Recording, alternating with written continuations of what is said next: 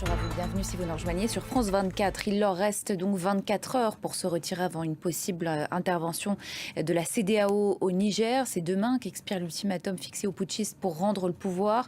En cas de confrontation, comment et avec quelle force seraient menées les opérations? Élément de réponse en images avec Antoine Mariotti. Et pour le ministère français des Affaires étrangères, il en va, je cite, de l'avenir du Niger et de la stabilité de toute la région. Paris appuie donc avec fermeté les efforts de la CEDEAO pour faire échouer le putsch. On écoute la chef de la diplomatie française, Catherine Colonna. Alors la CEDEAO a-t-elle réellement les moyens de faire plier la junte? On écoute les précisions de Cyril Payen, grand reporter à France 24 à ce sujet. Pression maximale donc de la CEDEAO, mais aussi de Paris, une manifestation de soutien à Mohamed Bazoum, le président élu.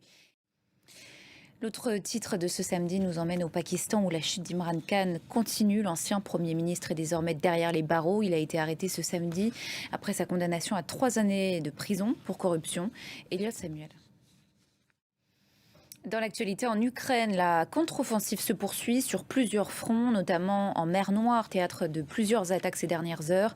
La Russie dit d'ailleurs avoir intercepté un drone américain. Par ailleurs, un pétrolier russe a été touché par un drone identifié cette fois comme ukrainien la nuit dernière dans le détroit de Kerch. Et un peu plus loin à Jeddah, l'Arabie Saoudite accueille pendant ce temps une réunion sur l'Ukraine pour des négociations de paix. En Espagne, maintenant, ils luttent depuis plus de 24 heures contre les flammes. Les pompiers catalans et français qui tentent toujours de contrôler un incendie à Portbou, ville frontalière avec la France. Plus de 400 hectares sont déjà partis en fumée et 130 personnes ont dû être évacuées. Claire Vérove.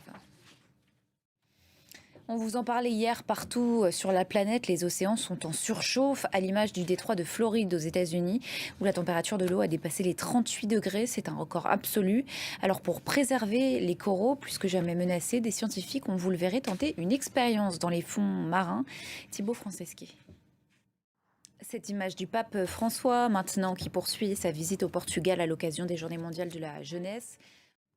Fin de ce journal, merci pour votre attention. L'info continue sur France 24.